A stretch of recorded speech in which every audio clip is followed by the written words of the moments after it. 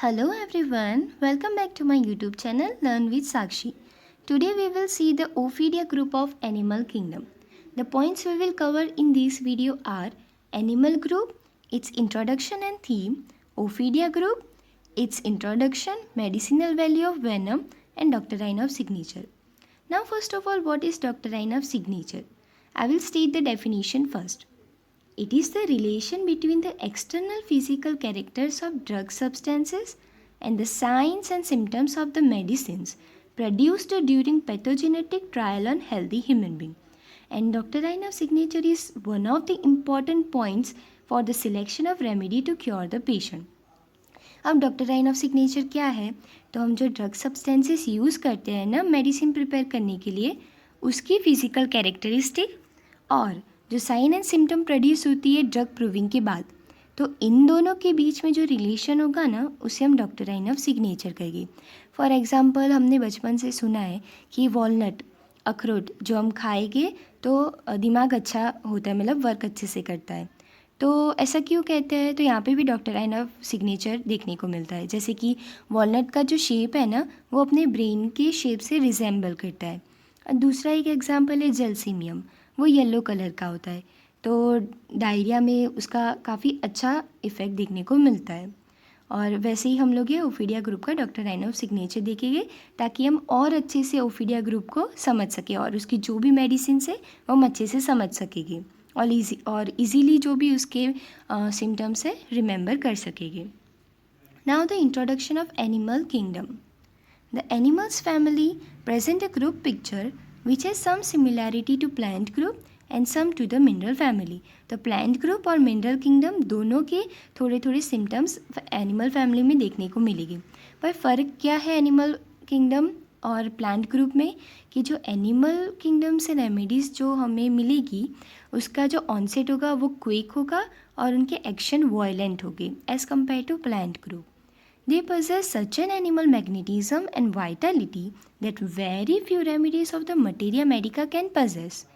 These animal poison are apt to affect the mind, especially emotion. तो ये specially जो poison है वो अपने माइंड को इफ़ेक्ट करेगा, अपने इमोशन को इफ़ेक्ट करेगा. They arouse the lowest qualities in human nature and produce a condition which is truly shocking. Example, the filthiest lust, the most intense anger, etcetera. जो भी जो इम्बैलेंस इमोशन है या वर्स्ट इमोशन है या जो लो क्वालिटी के emotion है, हम कह सकते हैं, वो ये एनिमल किंगडम के जो पेशेंट होंगे उसमें देखने को मिलेगी. Now the theme of animal group. There are two different sides to such personalities, the animal side and the human side. The animal side is concern with competition. तो competitiveness हमें animal group में देखने को मिलती है और ये competitiveness किस लिए होती है? सर्वाइवल के लिए. अगर वो लोग कंपटीशन नहीं करेंगे, फाइट नहीं करेंगे, तो वो सर्वाइव नहीं कर सके और जो सबसे ज़्यादा स्ट्रांग होगा वो सर्वाइव करेगा. तो ये जो पेशेंट होंगे एनिमल किंगडम में, उनमें भी एक कॉम्पिटिटिवनेस देखने को मिलेगी. They can also be deceitful, malicious and aggressive, and all these qualities can be attributed to their animal side. They are usually affected by disappointment in love, from being looked down upon, and from being attacked. Among animal remedies, different groups and classes will represent its own characteristic features. Example, snakes, insects, mammals, etc. तो animal kingdom के अंदर जो भी different groups है, snake, fish, insect, उन सब में अलग अलग उनकी एक कैरेक्टरिस्टिक फीचर्स देखने को मिलेंगे. Now the main topic of this video, Ophidia group. In the animal kingdom, one of the large families contributing various drugs to homeopathy is the Ophidia. Now the medicinal value of snake venom. First, cobra poison is used to relieve pain due to neural leprosy. Second, it can also cure cancer.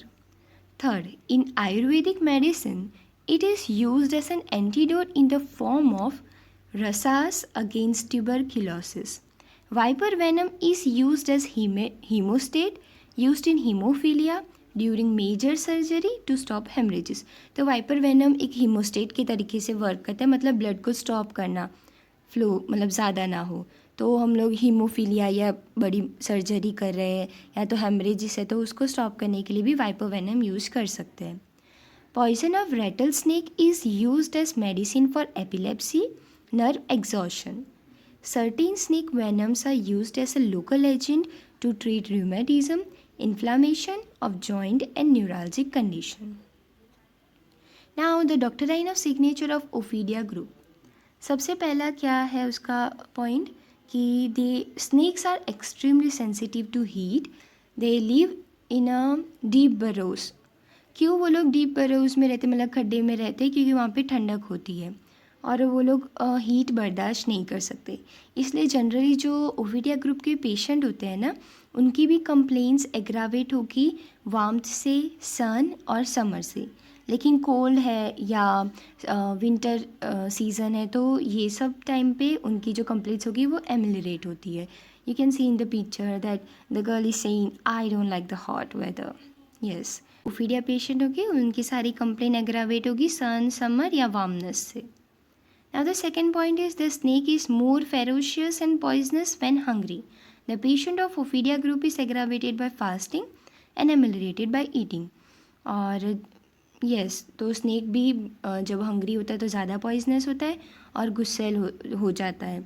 तो जो patient होगा वो भी fasting नहीं कर पाएगा या तो भूखा होगा तो उसे गुस्सा आएगा, चिड़चिड़ापन होगा, लेकिन खाने के बाद वो अच्छा फील करेगा। Now the third point is snakes are poisonous. When we say the mind is poisoned, it means that there is jealousy and suspicion. Jealousy and suspicion are the characteristic symptom of the patient. तो जो Ophidia group के patient होंगे उनमें jealousy और suspicion और मेलिशियसनेस ये सब जो सिम्टम्स है देखने को मिलेंगे। Now the fourth point, the snake coils itself from left to right. Symptoms of this group proceeds from left to right, except in Crotalus and Ellipse as they are right-sided. तो हम ये picture में देख सकते हैं कि उसकी coiling left to right है। तो वैसे ही जो ओफीडिया ग्रुप के पेशेंट होंगे उनकी कंप्लेन भी लेफ़्ट से राइट प्रोसीड होगी। जैसे कि पेन है तो लेफ़्ट साइड में था, वहाँ से राइट साइड चला गया, तो ऐसा वो बोल सकता है। लेकिन क्रोटेलस और इलेप्स में सिर्फ लेफ़्ट साइडेड कंप्लेन नहीं होगी, राइट साइडेड होगी। Now the fifth point, immediately after a snake bite, the blood is let out from that side as a therapeutic measure to limit the extent of damage. तो अगर किसी इंसान को snake bite होता है तो हम ब्लड थोड़ा सा बहने देते हैं उस जो जहाँ पे काटा हुआ होता है। क्यों? क्योंकि अगर ब्लड के साथ वेनम जाएगा तो पूरी बॉडी में फैलेगा, जल्दी फैलेगा और पॉसिबिलिटी है कि डैमेज ज़्यादा होगा। तो इस पॉइंट से हम लोग एक चीज़ जान सकते हैं कि जो ओफीडिया पेशेंट होंगे ओफीडिया ग्रुप के, उनमें जनरल रिलीफ किस चीज़ से होगी? डिस्चार्जेस से या ब्लीडिंग से। सो यहाँ पे पॉइंट है कि general relief from bleeding and other discharges. तो उनको मेंसेस के टाइम पे भी अच्छा लगता है, या तो ब्लीडिंग होती है या कोई भी डिस्चार्ज उनके बॉडी से होगा तो उन्हें अच्छा फील होगा। Sixth point, the snake is very sensitive to touch and vibrations. Patient is aggravated by touch and slight sound. The snakes can swallow relatively large creatures easily. Due to pressure created by solids in the throat, it can easily swallow the solids. अब हमने देखा है कि snake कितने easily बड़े बड़े animals को swallow कर लेता है, खा जाता है। तो जब वो बड़े क्रिएचर उसके माउथ से जा रहे होते हैं तो थ्रोट में प्रेशर अप्लाई करते हैं, जिसकी वजह से अच्छी स्पेस क्रिएट होती है और इजीली वे लोग स्वेलो कर लेते हैं। तो वैसे ही ओफीडिया ग्रुप के पेशेंट में भी क्या होगा? They can easily swallow solids but they will find difficulty to swallow liquid. Okay, तो ये पॉइंट भी याद रखना। The stools of snake are black and offensive. The discharges in Ophidia group are dark and offensive. तो mostly जो Ophidia group के patient होंगे उनमें जो भी डिस्चार्जेस होंगे वो डार्क होंगे, ब्लैक होंगे, ऑफेंसिव होंगे। So this is it for today, and if you have any query regarding this video you can comment down in the comment section, I will help you. And अगर आपको video अच्छा लगा हो तो please उसे like करना और मेरी चैनल को सब्सक्राइब करना। और जो भी रेस्ट ऑफ द पार्ट है इस ग्रुप का हम पार्ट 2 में देखेंगे। Thank you for watching.